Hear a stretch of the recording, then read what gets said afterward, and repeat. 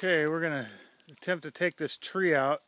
This is the one right below the garden in the creek. The one that broke in the first storm. Got this big chunk here. It fell over into that oak. Doesn't look like it hurt anything over there.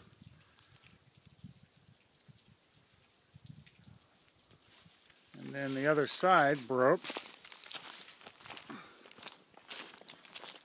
This one snapped off as well. It fell this way. Fell out there. So we're just going to try to chunk it out of here. Since it dried up pretty good, I think we're all right.